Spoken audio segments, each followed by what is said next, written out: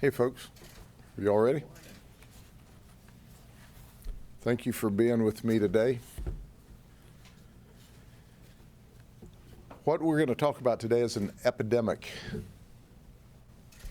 in the world of business. And who's paying for it? We are. Everyone who walks into a store to purchase anything is paying for these thieves to steal.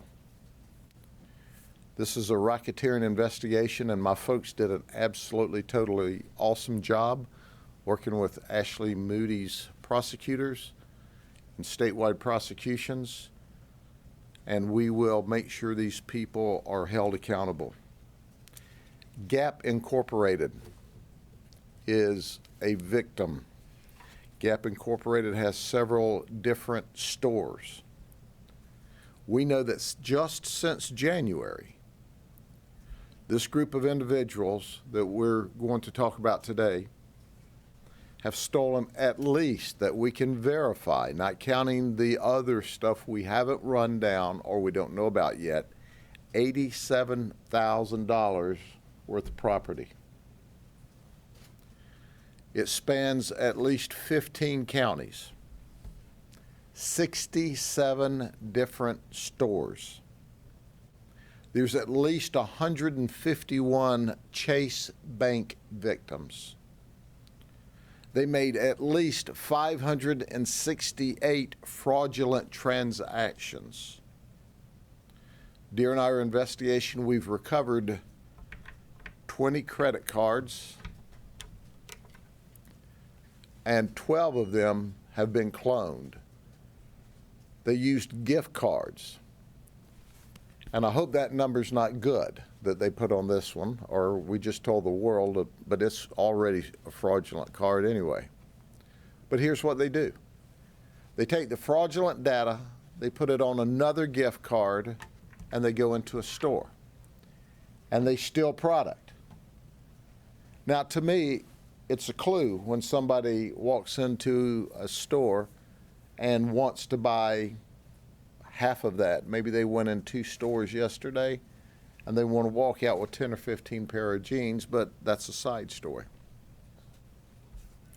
So they go in and they steal it on this credit card, and then they go to another store and they do a transaction where they get their money back. They don't have it put back on the stolen card. Many times they'll give them their personal card.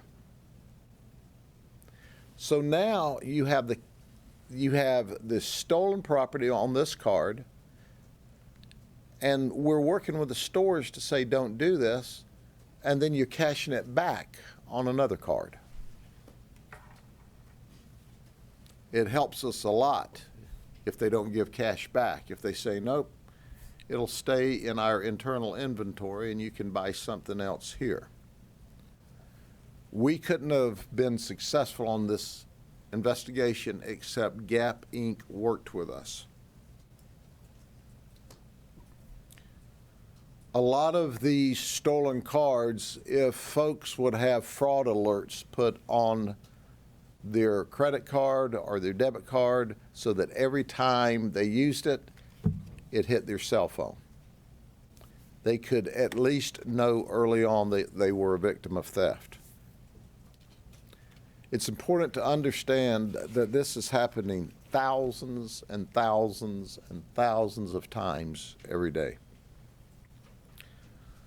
But when you look at this one group, and we've been here before, but this one group is now charged with racketeering, conspiracy to violate the Racketeering Act, money laundering, fraud, grand theft, dealing in stolen property, 30-degree felonies, some of these, 30-year felonies, some of these cases. But I want to introduce you to these folks so that you know who they are. One of them is a businessman.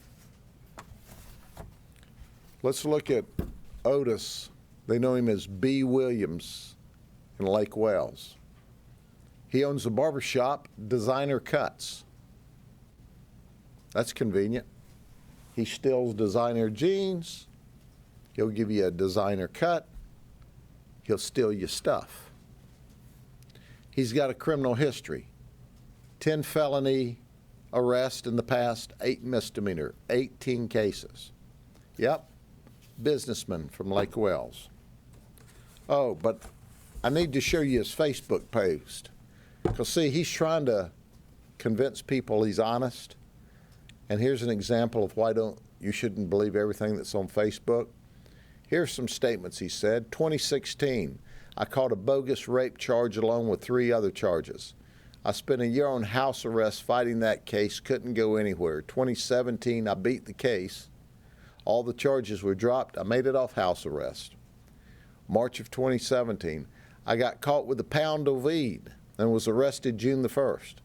I was placed on a year's probation for the marijuana charge. That day I realized I couldn't keep trying God after all the breaks he had given me. 5 days later, I started barber school, driving back and forth to Kissimmee every day for 10 months. People always tell me they're proud of me, and I did a 360. But sitting here thinking, I really did, and I'm proud of myself. I ain't going back and forth. I'm living my best life. I got mine out of the mud, for real, for real. Well, that's for fake, because he's stealing stuff. Why he runs his barbershop. He's a thief. He's a racketeer. He's part of an ongoing criminal enterprise. But he's not by himself, you see. There's Devonna Moore. This is his girlfriend. She's also charged with all of those charges. Now, Devonna started in fine fashion. She doesn't have a criminal history up until now. Oh, by the way, she currently works at Dillard's. So she works at Dillard's, and she's stealing from Gap Inc. stores. I just bet she may be stealing from Dillard's too. Dillard's, you need to take a look. Then there's the guy that we think's the ringleader. He seems to know all of them. He moved up to Lake Wales from Dade County about a year ago.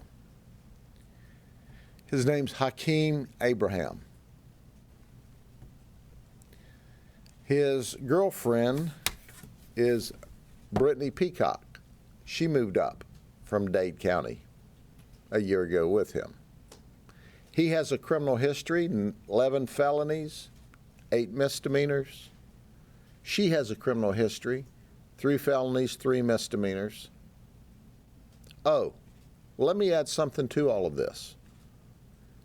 How would you like to know that the ringleader of this multi-tens and tens and tens of thousand racketeering operation is getting federal assistance? EBT cards. That's right. You're going to work, paying your taxes, so that we can help those that are less fortunate. And these organized criminal thieves are getting federal assistance to steal stuff. He gets $213 a month. She gets $151 a month. Figure that out. Over $350, $360 a month. The federal government pays them to run an organized racketeering operation. Not a bad deal.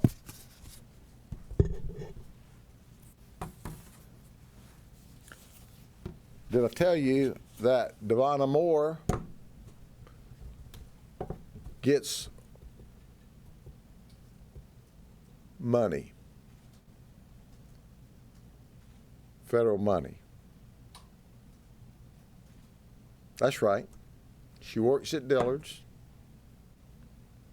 She gets $278 a month in EBT or food stamps. She gets Medicaid. She gets welfare. Why she works at Dillard's and steals your stuff.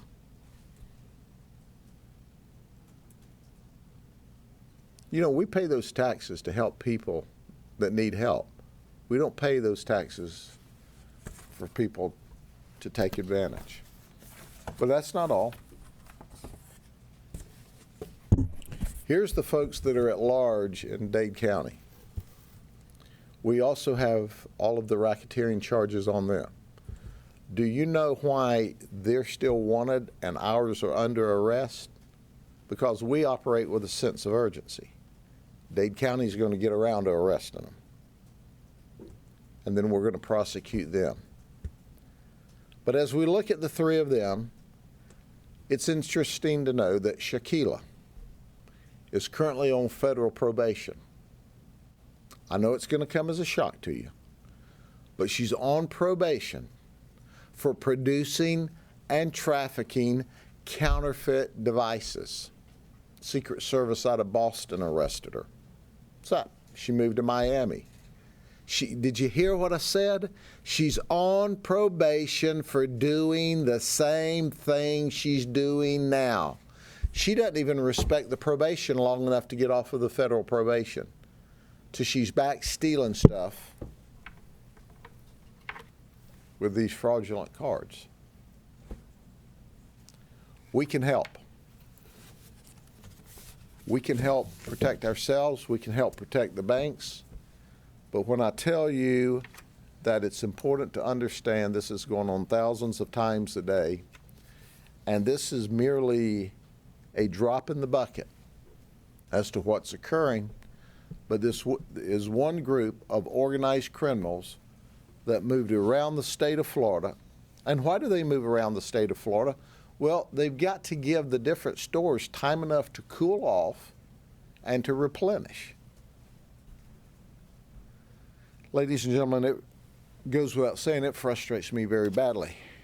I am so pleased and proud of my detectives and my deputies, Ashley Moody's prosecutors that are working together on this particular case. But as a community, let's work together. Let's go to our legislators and say, stop giving federal assistance to thugs. Stop it. And let's understand that when they're marching around the state saying these are low-level, nonviolent felons, this is the people they're talking about letting out of prison, not holding accountable, not sending to prison. This is the people they're talking about that they think we're too tough on. Do you think it's too tough? I don't think it's too tough. When they do 568 different fraudulent transactions that we know about, when there's 151 Chase Bank victims, when there's 67 stores involved, and they're stealing tens of thousands of dollars at an event, they need to be held accountable. And they need to go to prison. And I don't think they're low-level, nonviolent crimes. I think it's first-degree felonies. I think it's racketeering. I think it's an ongoing, organized criminal conspiracy. Is there any other questions? Sheriff, what do you think is the role of each one of these players? Like, how did you connect them to this investigation? Well, they were all connected through Hakeem. He is the one that knew them all, so they would gather the fictitious data, put it on a card, many times a gift card, an expired gift card or a gift card that had run out of space. And then they would move out, buy the product, return the product, get the cash, or buy the product and steal it. I mean, this is just a sample of what occurred, just a sample. So that's Hakeem from Miami. And by the way, Hakeem, welcome to Polk County. You may do that stuff down there, but we're going to put you in the county jail up here for it. And if you get out, Hakeem, pack your stuff up and get out of the county and go back to where it's okay to steal stuff. It ain't okay to steal stuff here. So you've been doing this since January? That's how long we've known about this group. Now, understand this is what we know. There's a whole lot more, I suspect, that we don't know at this point in the investigation, and the investigation's ongoing. But thankfully, Gap Inc. has very good professional loss prevention folks. They got onto it and notified us. And for my colleagues in law enforcement across the state and across the country, if you're not game on going after these organized retail theft people, please get in the game. The majority of this theft didn't occur in Polk County. Some of it did. But we did the investigation. You know why? Because others either didn't, wouldn't, or couldn't get involved. They're stealing stuff. It would stagger you all to know how much you're paying out of your hard-earned money to cover this kind of theft. Because these banks and these businesses, they can't operate at a loss and stay in business. So not only are you paying more at the store, the money you're paying in taxes is going to pay these people while they steal stuff. Do you think this is all of them involved in this one? I think this is all in this particular group, but I'll suggest to you this is just one little nest. Why would they steal from just the same company? Do you think there are other stores too? Well, they traditionally, what criminals do, when they find an area of high profit and low risk, they stick with it. So they apparently figured the niche out. Maybe at some point in time they worked for Gap Inc., I don't know, and figured the system out. Or maybe Gap Inc. is overtly customer friendly and was more susceptible. Or maybe that was the product that they could sell the easiest, the quickest, for the most profit on the street if they weren't returning it for cash. But be sure to understand, Gap Inc. needs to be applauded because their professionals caught it and notified us.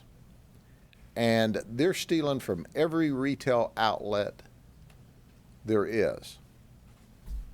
Sheriff, how did they get this credit card data? Did they steal people's actual cards? They got the info online? Traditionally there's a hack someplace, and that person takes the data and sells it all across the nation to other people. And then they take the data and they put it on cards. And then they steal. Do you know for this case how they got the data? We don't know how they got the data. Obviously, we'll try to follow that back, but I know it'll come as a shock to you. They're not talking to us. You'd think they'd want to cooperate. Oh, by the way, on top of your federal assistance that they're getting from your taxes, and on top of stealing the stuff that causes the cost of all retail products you buy to go up, they get a free attorney paid for by the government. From the consumer point of view, if this was a hacking situation and we see this happening over and over again, the consumer really can't do much to prevent that, can he or she? The best thing that the consumer can do, okay, is for their credit card is have fraud alerts. So, for example, if my credit cards are used for $1 or more, it hits my phone. And just the other night, we were at home, my wife and I got an alert, and I looked at her and I go, "Are you at Dick's Sporting Goods in Kentucky spending money?" She said, "Well, no, I'm not." I said, "Well, gosh, neither am I." So I hit the fraud number, stopped the payment, talked to the credit card company, and that was the end of it. The next day, they sent me some new credit cards, and I went through the aggravation of having to change all my credit card numbers. But you know what? We caught it immediately. Some of these stolen credit card numbers, until people get their bill at the end of the month, They don't know people have been riding them all month. Wake up, America. It's a different day. This technology can help us, help the banks, and help you. I mean, we stopped the theft, and I had been on vacation the week before, and certainly you know what happened. There was a skimmer at a gas station someplace where I stopped to get gas. They skimmed my data. They sold the data. They hit the card, and we got it stopped. The cost of putting that alert is about $20 a month, and I'm not assuming that because I was looking at it this morning because I'm now in debt $5,000 to a Barclays Bank, which I'd never had an account, and I'm struggling through the same thing right now. But that's about $240, $250 a year to get that kind of protection that you're talking Well, about. you'll find that what I found, if you've been a victim of this, that my bank gives it to me. My credit card company gives it to me. Because you got to get a credit card company. I put every, you know, my life is on a credit card, and they don't want me to go someplace else over $20 a month. And they sure don't want somebody running wild on my credit card that's got, I won't tell you that I can spend more money than I ought to, because but these banks are good. The credit card company I use now, I've used them for years and years and years because they are game on and do an outstanding job. Sheriff, what is this? Oh, I should tell you, it's Citibank, so why they do such a good job, they ought to get a plug. Sheriff, what does the surveillance video show? The surveillance videos confirms the theft and that's what our video backs up, is shows them doing the stealing and returning items. They primarily show the returners.